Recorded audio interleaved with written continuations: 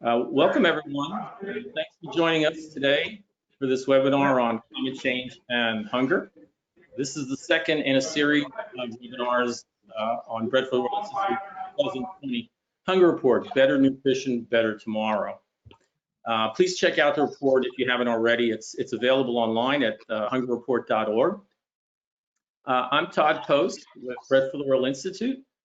I'm going to moderate this session. I'll be introducing panelists in a moment. First, let me say a little bit about the Hunger Report. The Hunger Report is an important tool for Bread for the World. It provides a foundation to the organization's advocacy work. Advocacy to end hunger and improve the lives and futures of people affected by hunger is primarily what Bread for the World is about. In this report, Better Nutrition, Better Tomorrow, we lay out a path for ending hunger and malnutrition, starting today. The 2020 report covers food systems. Why food systems? If you're serious about achieving an ambitious goal like ending hunger, you really have to think systems-wide, and also aligning systems, food systems with health systems, with education systems, with trade, social protection, and other relevant systems. That becomes even more urgent because of climate change. Climate change is clearly an issue that is already having profound effects on food systems. The wildfires out west, massive storms in the Gulf, and moving through the midsection of the country, severe droughts in other places around the world, global pandemics. It seems essential to ask, how do all these climate-related events affect the food systems we rely on to nourish ourselves? This webinar, above all else, is a conversation starter about the nexus of climate change, hunger, and nutrition. And I want to invite you to join that conversation by using the questions, the panel and GoTo meeting. Type in your question. My colleague, Karen Bigelow, a research analyst and project manager with Bread for the World Institute, will be fielding those questions and will join us later as we pose some of them to the panelists. We have quite a great panel for you. I'll introduce them briefly. We'll post links to their longer biographies in the chat section. I wish I could say more. These are extraordinary people, and we're very fortunate to have them. First, let me introduce Dr. Jessica Fanzo. Dr. Fanzo is the Bloomberg Distinguished Professor of Global Food Policy and Ethics at Johns Hopkins University in Baltimore, Maryland, where she also serves as the director of the Global Food Policy and Ethics Program. If you follow the issues we're talking about today closely, you've probably encountered Dr. Fanzo through her writings and through other webinars. She's, as I was saying to her earlier, she seems to be everywhere in the Zoomscape these days, and generously sharing her expertise. And I find her always something to listen to, so I'm very excited that we have her here. Matt Russell is the executive director of the Iowa Interfaith Power and Light, an organization dedicated to empowering people of faith and conscience to take bold and just action on climate change. Matt is also a fifth-generation Iowa farmer, and he's a leading proponent of what's known as regenerative agriculture, which is kind of new to the U.S. lexicon on food systems and food policy, but it's very exciting stuff, and we're going to hear a lot about it in the next hour. Uget is project director for the Benin and Togo offices of Care International, and where she comes to us today from Benin. Uget works on both development and humanitarian operations and is involved in the design and implementation of programs, projects, and initiatives for care set on food security, nutrition, and adaptation to climate change, women and girls empowerment, and maternal and child and reproductive health, among other things. really, we're very fortunate to have who get, because you don't really get any closer to the collision of hunger and climate change than you do in the communities where who get work. So I'd like to start by asking Dr. Fanzo to sort of lay out where we are right now in terms of food. You're one of the leading experts in the world on food security and nutrition. How much do we know about the effects of climate change on hunger and nutrition?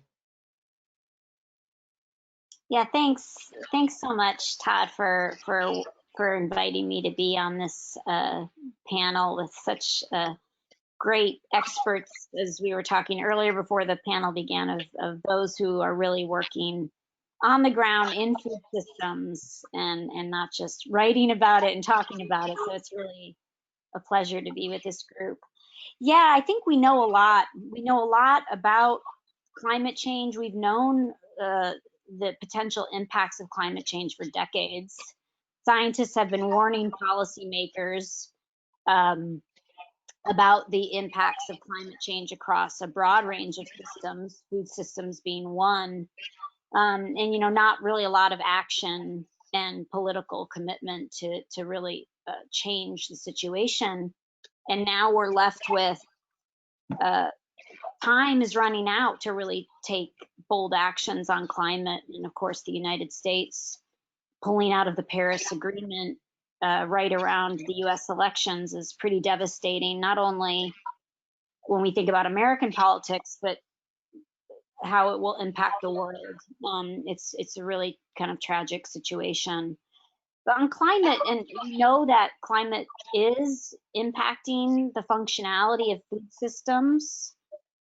We also know that climate will see reversal. The models suggest, and the modeling evidence is strong, that we'll see reversal of progress made towards addressing undernutrition and food insecurity if we stay on a business as usual trajectory. So the big issues that we're dealing with when we think about climate are things about the ability to produce sufficient food, the ability to produce kind of nutritionally rich crops. Work by Sam Myers and others have shown that under a CO2 fertilization effect, the nutritional content of some major crop commodities decline. And layered on top of that is the declines in natural resources that I'm sure Matt has been seeing, for decades. Water constraints, biodiversity loss, soil health. All of these are interconnected to the landscapes and ecosystems in which producers are dealing with, and who probably sees this also firsthand in West Africa. It's this relationship of the natural resource and natural capital with the ability to produce the kind of food we want the world to consume. And thrown on top of that, climate disruption, it's sort of a recipe for disaster. And so I think farmers and producers are having to respond in real time to these declines. And I'm sure Matt will talk about a path forward and how we can get ourselves out of this situation through better farming techniques and technologies. And at the same time, the food system is being built around also instigating more of this climate disruption that we're seeing. Agriculture and the ability to move food around the world are contributors to greenhouse gases, and the diets we consume are also contributing to climate change.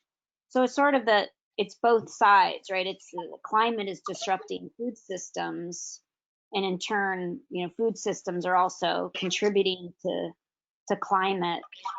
And this of course will lead to suboptimal diets, which are now the #1 contributor in the world to morbidity and mortality, more than air pollution, more than cigarette smoking, more than alcohol consumption. It's these foods that are meant to nourish us are actually now detrimental to our health. Mhm. And that plays into all kinds of things, including COVID, the obesity pandemics we're seeing now, mixing that health burden with something like COVID, is we're seeing the devastating impacts of that. So they're all very interconnected, and it worries me. I don't have children, Todd, but I think about anyone who does have children or grandchildren, the situation that they will be in a decade or 2 decades, largely due to political inaction, is really worrisome and hard to even put into words almost, right? Of where are we going, and what are we facing, and how will the world deal with it? I think these are big issues that we need to grapple with. And those of us who work in food systems, the situation that farmers, fisher folk, ranchers face, is one that is of some uncertainty. And we have a lot of best practices of how to make our food system more resilient, but those that are the producers of our food need assistance in ensuring that they have access to those technologies and techniques to ensure that food systems remain resilient. So, yeah. Sorry to be so doomsday, but It's all right. I am worried. We're in a state of worry right now, right? Well, I'm looking at, we're not all that old ourselves, so I think we could be worried for ourselves as well. Yeah. So let's talk with some of those folks who are really doing the food systems work. I'm going to move to you in Benin. The programs that you work on for care in Togo and Benin, you work with smallholder farmers and primarily or predominantly women. At first, could you tell us, why are women so central to preventing hunger, fighting hunger, and climate change? If you could, then talk about the programs that you're working on.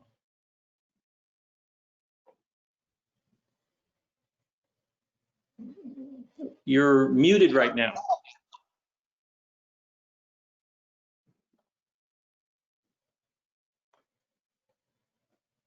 No, still can't hear you.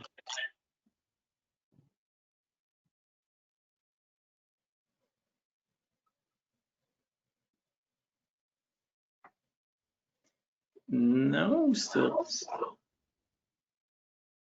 Okay, let's move to Matt. Okay. Maybe That is okay. there you Okay. go. Yeah. Okay. Thanks, Todd, for your question, and thanks to Dr. Jessica for her intervention.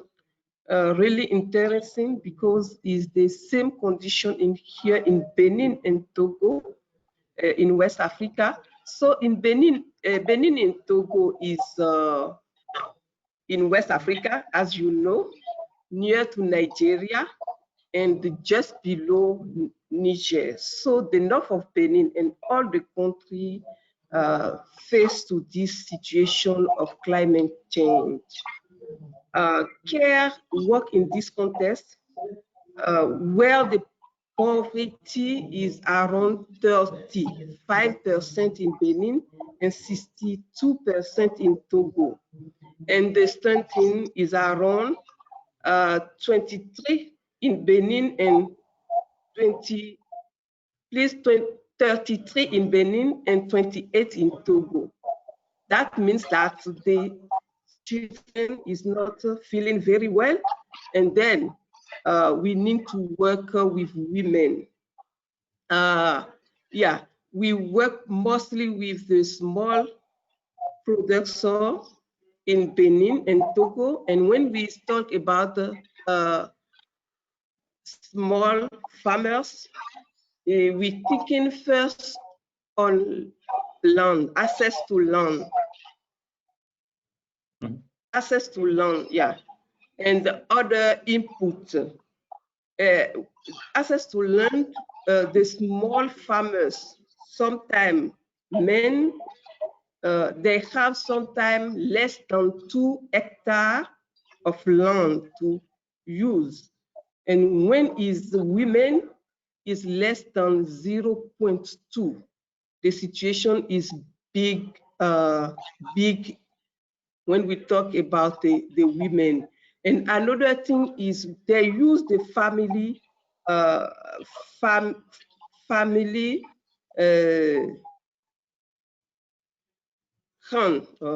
yeah, they use the family labor, most of labor. They use the family labors, and they didn't respect the fertilization dose when we talk about the production. So all of them characterize the small producer here in Benin, and the climate change situation emphasize more the life condition. The most impact is the law of production. Now, before the situation is very critical, the production is not, the fuel of the production is not very high, but with the climate change impact, the production is just now up to 20% less than what we sometimes have if it's not the climate change situation. So in Benin, care work mostly with the women because it's the women who are in charge to take care to the children, to take care to the home. And if they didn't have access to input, access to income generative activity, it's the whole family who have a big issue. And faced to social norm, sometimes the women didn't go to farm, didn't be free to go to farm because she need to work with her husband before to work in his own farmers. And after that, I need to highlight that here in Benin and Togo, most of the women didn't have land, and it's a big issue. And he didn't also have the opportunity to take the decision how they can use the yield, how can they use the produce, because it's the women who take this first decision around the production. And based on that, all on that, when we take all of that in hand, we think that the women have double impact in terms of resilience, in terms of climate change issue, impact of climate issue. And faced to COVID, I don't know if I can really quickly join of this. Currently, faced to COVID pandemic, we have some restriction measure who didn't help the women to improve their income generative activity. They didn't also have the opportunity to also engage the labor to do their production. So the situation is more critical right now. We have just the estimation around the impact of COVID in the production, and if the estimation is run, we can have less than 20% production. And in this condition, the women condition will be difficult, and the children also situation can emphasize more in terms of malnutrition, in terms of distribution of the food at the household level. As Dr. Jessica was saying, the global food system is completely emphasized here in Benin and most in north of Benin and Togo. So is what I can very quickly highlight around the situation here in Benin and Togo. Great. Thank you. I mean, I mentioned where you work is where climate and hunger collide, but also COVID. I mean, as we know, COVID had really raised the risk of much higher rates of hunger in countries, in low-income countries like Benin and Togo. So it's a great challenge. Thank you for sharing it with us. Matt, let's turn to you. Iowa is a much different place, but the challenges that farmers experience are real. The climate challenges are real. Can you tell us about how you're experiencing climate change, you and your neighbors in Iowa, and how you cope with it, and how you're let's start there. Thank you, Todd.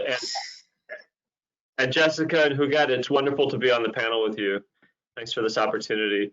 So I'm going to answer that question a little bit differently than the way you asked it, because the way you ask it falls into a trap, I think, of how we think about climate change. And the trap is, oh my God, we're going to burn up. We got to tell everybody we're going to burn up. And once we tell people how bad this is going to be, then we'll get them to act. And we see that a lot in American agriculture. Lots of people have been lifting up the crisis. So as a farmer, climate change is not a crisis to me. It's an ongoing challenge that I'm dealing with every day. So when people say, oh, what did the derecho do to you? Well, I got lucky. It didn't hit our farm. It blew through. But here's what I'm dealing with, and it's increasing, is that the window of time I have to do things gets shorter and shorter. So if I've got hay down, I've got a very small number of days. If I miss the window, I may get rained out and I may lose a crop. And so every farmer in the country is managing this decision making with higher stress levels and more difficulty.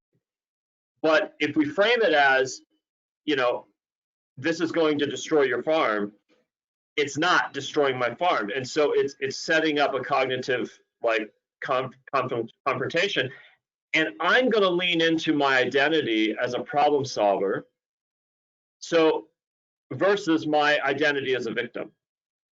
And so what we see with agriculture, and we did this with farmers, we brought them into church basements across the state to have a conversation about how we can be part of the solution to climate change. And so if you think about it, we're dealing with it. There are catastrophic events, they're increasing, but in mass, what connects farmers together is that we're dealing with this problem-solving issue. And so we're putting in more tile because we have more rain. We're figuring out how to do things because our windows are smaller. But we're leaning into that identity as problem solvers, not into an identity of victim. And so when we think about how are we going to solve this problem, what we're doing is we're inviting farmers to think about how they're going to be part of the solution. And what we're on the cusp of, and so if you think about these environmental problems, COVID's an environmental problem, right? It's a virus, it lives in the environment, it affects us. And extreme weather, climate change, pollution, rising sea levels, right? These environmental problems there's this intersectionality. And if we don't solve them, the problem's just magnified. But if we can figure out how to solve them, the solutions magnify as well. So the military says climate change is a threat multiplier. Absolutely accurate. But what we're not talking about enough and investing in the political message, the moral message, the movement message is that climate action is an equity multiplier. And that's what we're trying to lean into. We're at this great moment of moving from an era of scarcity. The fossil fuel era has been an era of scarcity. Amazing things have happened. in the fossil fuel era, right? It's not about how horrible this has been. We have to throw it all away and start over. It's been wonderful. Women's empowerment has expanded in the age of the fossil fuel era. Literacy went up, hunger went down, food security went up. But all of that is turning around, right? At the end of the fossil fuel era, this vision of scarcity, it's not working. So what's the next era? What's the response? And it's abundance. How do we lean into abundance? And that means enough. And scarcity is using fossil fuels to force nature to do what we need it to do. Abundance is partnering with nature to solve the problems that we need it to do. We'll never run out of wind. We'll never run out of sun. And on the farm, the cycle of life, that things growing, the power of that is almost unlimited, right? So we have to invite farmers to think about how they can manage these living systems around abundance, and that's the regenerative agriculture stuff. So I think we have to just completely think about investing in a message across the political spectrum, but particularly with farmers. How are we going to be part of the solution? And what we found is that when we frame it that way, farmers across the political spectrum are willing to stand up and say, yeah, I'll talk to the media about how I'm going to help solve climate change. And I happen to be a Republican farmer, but I'll talk to the media about that. So that's my answer. You know, how are we dealing with it? We're dealing with it like everybody else. But the opportunity we have is that as farmers, and whether you're a smallholder farmer in another part of the world, like near Togo, or if you're a 6,000 acre farmer in Iowa, if you're invited into your identity as a farmer and a problem solver and a resource to help solve this problem, then amazing things can happen. And I'll pause here. I've got more to say, but I'll come back to it because I don't want to just go on and on. But that's the frame that I think about. Moving from scarcity to abundance, not trying to make the argument, piling up the science and the facts and how bad things are, but investing in the message that as we move into abundance, farmers are going to be one of the most important parts of the solution, and they're the ones who can help us move into abundance and solve this problem. I think it's great. I mean, I think anybody would rather be identified as a problem solver than a problem creator. But I mean, I get like the question I have to ask before we move on to the things. Why has it taken so long for this paradigm shift to, you know, this movement of a farmer-led solution, you know, problem solvers to arrive? Well, I mean, it's not the question of why has it taken farmers so long? It's why has it taken the industrial world that caused this problem so long to engage politically in fixing it. Mm-hmm. It's because at the end of the fossil fuel era, this vision of scarcity, I mean, Catherine Hayhoe says it best, I think. There's like, 70 companies or 100 companies that are responsible for 70% of the emissions, right? So there are powerful political and economic interests that have invested in the identity politics around climate skepticism and climate denying, not fact-based, not science-based, but identity-based. Their return on investment has been enormous, right? Mm-hmm. And farmers have been a huge part of that. So right. That's why we're where we are.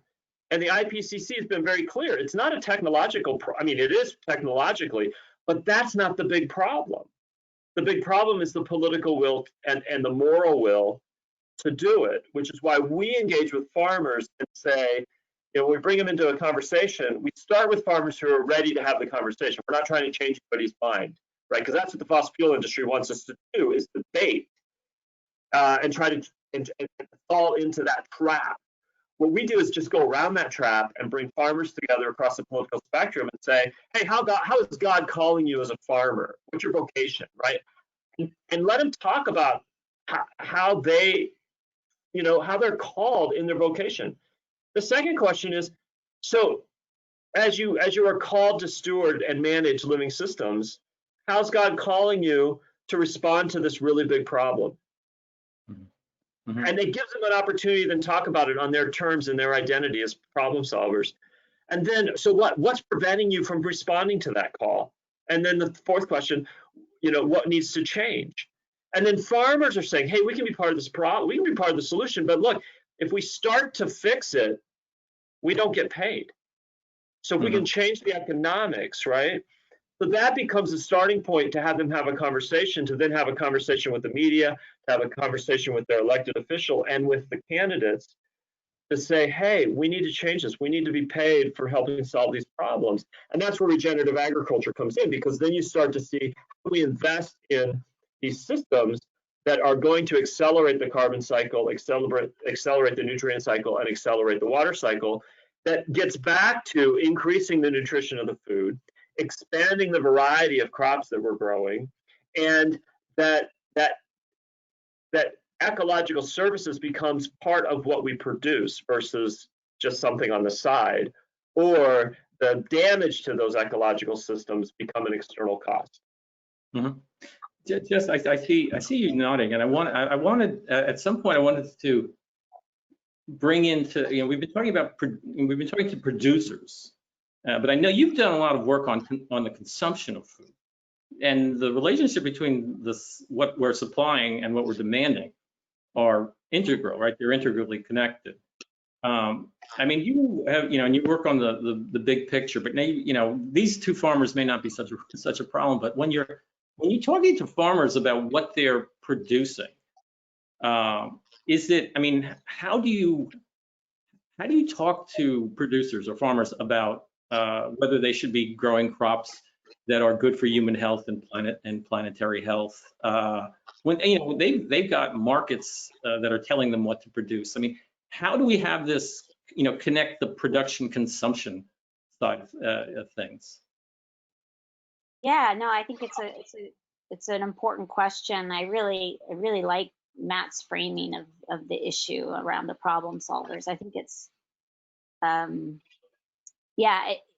the way the climate change issue has been framed clearly hasn't resonated with everybody. So I really like Matt's framing of taking more of a how can I change my behavior and why would I do it, and making it more of a very kind of forward, positive thinking way of how do we deal with this big issue. I think, when you think about the global conversation of agriculture, you have the CGIAR, which has focused on some of the biggest crop commodities, which like the US grows some of those. And then you talk to the global nutrition community, and they would argue that agriculture hasn't served nutrition when you think about consumers and the kind of diets we want the world to consume, right, from a health perspective. So I think there's a big debate about the way agriculture research and development has taken place isn't often aligned with dietary guidelines, or maybe, Matt could come in here on, maybe hasn't aligned towards environmental stewardship overall when we think globally.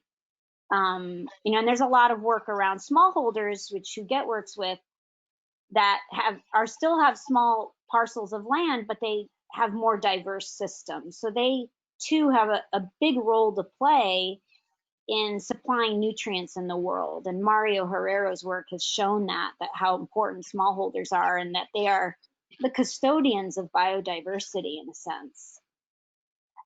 But there is this whole demand side, the beast of demand and consumers and what kind of foods they want. And we could fix agriculture systems all we want around ensuring they're diverse, they're more environmentally resilient, more sustainable technologies and practices on farms. But demand can really shape supply as well, and we can't underestimate what consumers are demanding. People come to a market or a store and have aspirations about what kind of foods they want to eat. And that becomes challenging. And I think a lot of consumers, when they walk into a market, they're like, why does my change matter? Why should I eat a more environmentally sustainable diet. You know, my individual action doesn't matter, but I think we know that individual actions add up to collective action. But that's hard for the everyday consumer who is trying to make ends meet and trying to feed their families. So, you know, I think there's a lot to be said about what farmers can do. I mean, they are the stewards of human and planetary health through their food production, and the types of crops they choose, the modes of production can be a driver for good dietary health and environmental conservation. But there is this consumer side, and how do we move, a lot like what Matt was saying, that consumers could be problem solvers too. How do they make choices that are healthy for themselves, sustainable for the planet, and be global citizens in the kind of choices they make? And that even small changes can make a positive impact locally to globally. And at the same time, you know, we know a lot of geographically relevant traditions and personal preferences are being undermined by many different systems, right? So how do we, at the same time of gearing consumers towards a more healthy and sustainable diet, but at the same time preserving traditions and cultures? And that's always sort of the difficulty in that, ensuring that people are able to fulfill the kind of lives they want to through food, but also ensuring that culinary and traditions and food preferences are maintained. And the Eat Lancet Commission was criticized because it didn't take into account maybe the local traditions, the local culinary practices. And so how do you bring that in together? It's not, to me, it's not an easy space when we get into consumer behavior and why people make choices about certain food, because we're all different. But clearly individual choice does matter for not only yourself and your immediate family, but for your local community and globally. And I think COVID has really emphasized how interconnected we all are, not only with each other, but with our habitats, right? This whole threat of natural habitats and putting wild animals closer to humans is what pandemics are all about. And many of them are zoonotic diseases. And there's, at the end of the day, there's a choice that a consumer makes when they walk into that wet market. So it's all very interconnected. And I think now we're really seeing that play out, with that consumer decision making does have a big role to play. It's not all going to be driven by supply. So, yeah. You know, I'm glad you brought up COVID. It's hard not to bring that into any conversation we're having these days. You know, the pandemic is a global problem. It's a crisis. But we hear people talking about how, okay, the line, I don't know who coined it, but you should never let a crisis go to waste. And there are people talking about how we rethink systems. And if we talk about food systems, how would you? I mean, each of you, those who are intimately involved in the system on the ground, and those who are thinking about it in big ways. What's your preference for how we should be rethinking the system, and now we can how we can actually do it? Well, I'll whoever wants to feel that one first, go for it.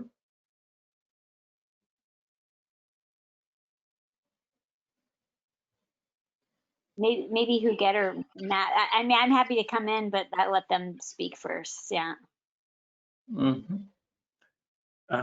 Huguette, you want to take that one on?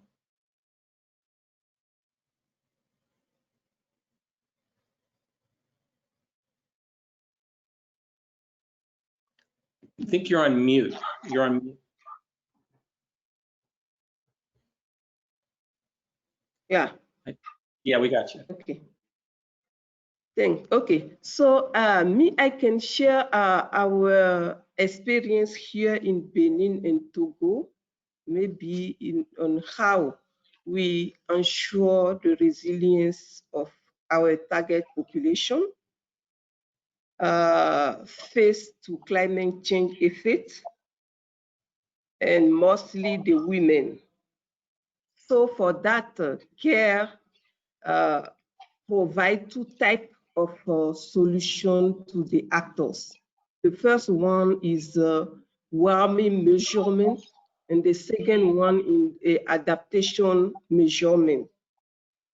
So in terms of warming measurement, we have one big program cover the most of the country, who work with the actors in different areas and help them to provide the services of weather first cases every time, to help them to have the information around the climate situation. This model we have right now is designed for the tropical climate mostly.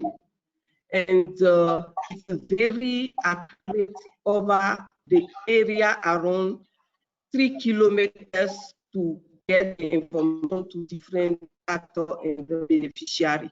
The woman is involved on that, and they also have the information to prepare themselves, because face to climate change, the rain season is not the same. They need to have the really information before to start the production. And now, this one we started in somewhere in Benin, for example, in Itagi, one village here in Benin. The producer get every day, every 5 days, the information, the focus information around the climate, and that helps them to planify very well the challenge they face in the production. This have the big impact on the production, help them to have a good time of growing, for example, weeding, drying, and harvesting under the ideal condition. That helps them to increase really well the production. They also have the time to know when they are going to fertilize the produce, and when they are going to do the irrigation and do the treatment of the crops. In terms of adaptation, that one face care focus most on agriculture level, to do the sensitization, as Dr. Jessica is saying, more sensitization to understand what happened and how they can face to that. And at a nutrition level, they started something around how they can match vegetable production to reinforce their immunity, to have more nutrients at the community level, because they are the small farmers, more of them are the women.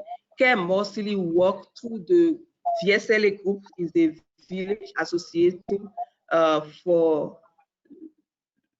who meet every week to discuss between them, to have the information to improve what they are sometimes they are doing. So is what we are doing to make the specific strategy around nutrition, agriculture, in terms of how they can adapt them to more resilience face to that. And at the same time, they develop the new income generative activity to increase the economy, support the house level. Yeah. Let me, I don't want to ignore, Matt, did you have a? Yeah, if I could just jump in quickly. And part of the issue we have is that in the fossil fuel era, and whenever you have a system, you're going to have costs and benefits to the system. So enormous benefits from the fossil fuel era. But there have also been costs. And what we find now is we're at a point where the costs are now superseding the benefits. And so if you're in that situation, if you're in a situation where your system is now producing more costs than it is benefits, whether it's nutrition or environmental issues or economic issues and equity and those kind of things, and then climate being the big top of the feedback loop, spinning it all in a very accelerating negative feedback loop, the costs have become very great. The last thing you want to do is say, to fix this, we need to keep doing the same thing, right? So the system looks like this in terms of agriculture. We have economically rewarded scale and efficiency. And to do that, we've moved management up the supply chain, right? So at the top of the supply chain, we have companies that have decided to solve the problems with management around their solutions, and it's pulled that decision-making up the supply chain. So fixing the situation we're in can't be more of that. It has to be something different. And in fact, the science is telling us that we have to bring that management back down the supply chain to the farmers. And I know it's a little hard through the distance to hear what Huguette was saying, but if I can interpret it, what she was talking about was these management decisions locally, right, to solve local problems, but also then affect the preferred future that we're looking for, right? How do we bring the rewards, the economic rewards, back down to bring the management back to the point of action, which is our farmers, our local communities, and incentivize them to implement management decisions that not only solve their problems, but solve the problems globally. And so we think about, the era of scarcity was using fossil fuels to force nature to do what we needed to do. The future is partnering with creation in management decisions to come up with these new systems. And when we look at how, as people of faith, one of the most powerful tools of creation is diversity, right? Creation comes out of diversity. So the solution is going to be more diverse. It's not going to be narrowing fewer and fewer commodities, fewer and fewer genetics, fewer and fewer, reductionist approaches at the top. It's going to be expanding at the bottom, the diversity, whether it's the diversity of the biology of the soil, which has gone in the opposite direction, the diversity of crops, which has gone in the opposite direction, the diversity of ownership and management strategies, which has gone in the opposite direction. So that is going to be the solution that's going to be most profound, but it's not a technological fix, it's a political fix. Mm-hmm. I am going to invite my colleague, Karen Bigelow, back into the conversation. Now, she's been fielding questions from the audience, and I think it's about time we should probably hear from folks in the audience. They probably have lots of questions for all three of you. Karen, you want to join us? Sure. I am having some camera issues right now. However, I will just be the voice from abroad. So we have some great questions. One of the questions that we got from the audience for Jessica, I assume, is can you describe an environmentally sustainable diet?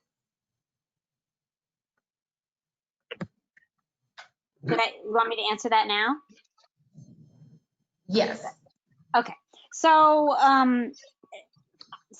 let me start off with a bit of a typical kind of academic response in that it depends on how food is grown, right? So not one food should be demonized because depending on how food is grown and where it's grown will have different environmental footprints when you look across greenhouse gases or water footprints or land use change or eutrophication or acidification. But most would argue that that certain foods have a more intensive environmental impact. Obviously, livestock is one of those. Beef, lamb, cheese can have a big environmental footprint. So some of the larger beasts, when we could talk about animal foods, have a more significant impact on the environment, again, depending on how they're raised.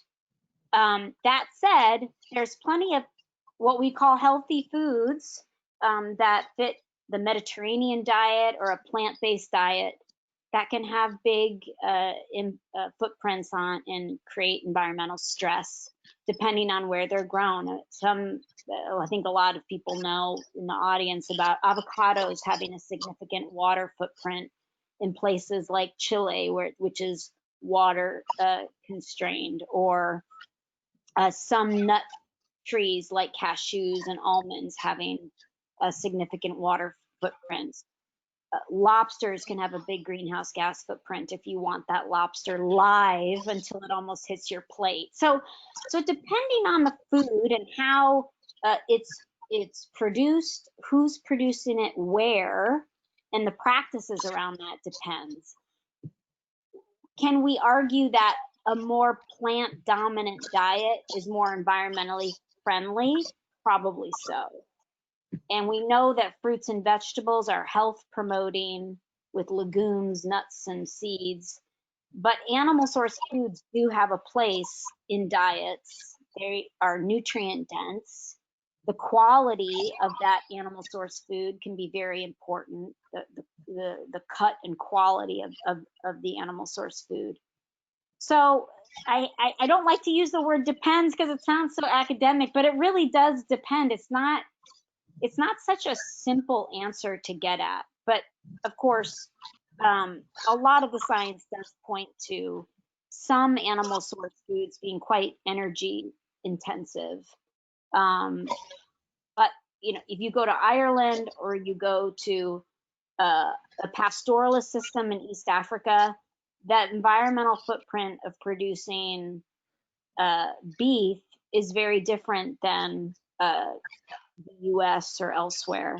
So, but a more plant-dominant diet is healthy for not only human health, but planetary health, with, of course, caveats. And again, to me, the Eat Lancet talked about this universal diet, but there really is different nutritional needs if you are sitting in rural Uganda or rural Ghana amidst the milieu of infectious disease burden, and you are a child born of a stunted mother. The nutritional needs is very different than a high income child born in Manhattan, New York, right? So this one diet for everyone, it really depends on the environment in which you live in and your nutritional needs, which are very different, life stage, geography, etc. So sorry to make a more complicated answer to a simple question. Let me try to simplify it a little bit. And if we think about farmers and ranchers and agriculture in general, it's managing living systems to solve human problems. And historically, that's been food, but it is less about food than it's ever been, and it will continue to be about it'll still be about food, but it's going to be about other things. And so if we think about plastic and packaging, and we think about what's on our plates, and we think about fuel and how we power our lives and move ourselves, like all of those things right now are dependent on fossil fuels, and we externalize the negatives of that, right? We don't put that in the books. We externalize. The public pays for those costs. But if we can internalize those costs or internalize the benefits of doing something different, we can grow biodegradable packaging. We can grow an expanded number of crops. We can lean into, life, whether it's, insects, different grains, different things happening in the soil. Like we have this whole palette to draw on to develop systems that benefit. And so then they become competitive in the marketplace if we identify what we're actually competing with. So if I go to the store and I'm buying what exists in the global supply chain, and the packaging and the nutrients and how that food got there has a whole system in place that externalizes the negatives so that I don't have to pay for that and the company can make money not having to deal with those things, it's going to be incredibly difficult for anybody to compete with that. So it's not a matter of just the consumer making the right choice. It's how do we change the systems so that we get these products that the world actually needs, and we create economic systems that reward those who can do that. And it turns things on its head. And let's be honest, it's going to come up against resistance. We don't need fossil fuels. Technologically, we're at a point where we could eliminate all the fossil fuels, but there's billions and trillions of dollars of stranded assets that are preventing us from getting there politically and moving in that direction as fast as we need to go. I would say the same thing in agricultural systems. There's trillions of dollars of stranded assets that are working against the kind of solutions that are possible. Thank you. Uget, I would also ask for you, how do you see technology working or being able to help improve the process that Kara is going through as you do work in Benin?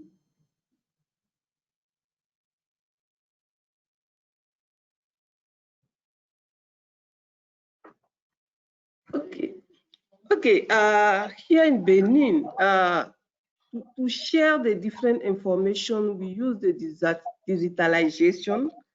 We use the TIC to the small application to help the farmers to get the information.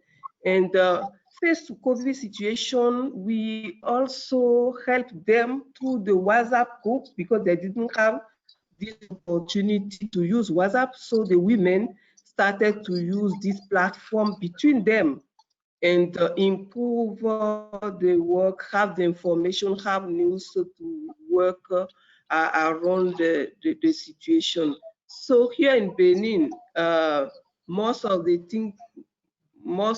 thing we do around the technology is this one. But after that, in terms of solar, for example, we use the solar energy at the common level, at the house level, and they use that to charge their phone to improve the home working, but it's not a lot. It's a small person who use that. Yeah. What I can share with people around that, the two things I can share around that. I would say we have 10,000 years of innovations and technologies to draw on as we practice agriculture to solve problems going forward.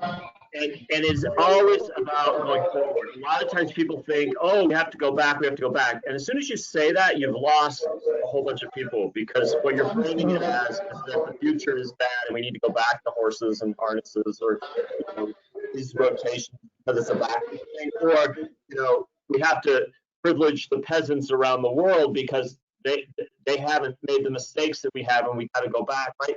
It's all going forward, but the question about technology is, are we using the technology, and if you get, again, beautiful solar, these applications, are we using the technology to help farmers innovate, the point of action, or are we actually using technology to prevent farmers from innovating, right? So if it becomes using technology to displace those decision makers and those managers across the globe and replace them with somebody up top of the supply chain, that's not a particularly helpful use of technology, right? Because it's more of the same. And if we got to get to someplace different, we need to use all those technologies and make them accessible and empower that innovation that's happening on farms, whether it's in the United States using GPS, 6,000 acres of corn and soybeans better, or whether it's in other parts of the world using solar and very specific, nutrient applications, and a greater variety of maybe traditional crops that are more resilient, right? Mm-hmm. So it's a mindset. Are we using technology to go forward by empowering the farmers who are most capable of making the changes that are needed, Or are we using technology to actually displace them to protect the global market power of those who are at the top already that aren't interested in changing systems because they have lots invested in the system that we have? Thank you both for your taking that question, and just for spending the last hour with us. It's been really fun. It's been fascinating. I feel like we only scraped the surface. We could talk a lot longer, but we pledged to only keep this to an hour. So I want to thank everybody, and I want to thank everybody who participated in this webinar. I'm sorry we couldn't get to more of your questions, but I hope you enjoyed the webinar, and thanks again, and we'll see you around again, I hope. See you soon. Bye-bye.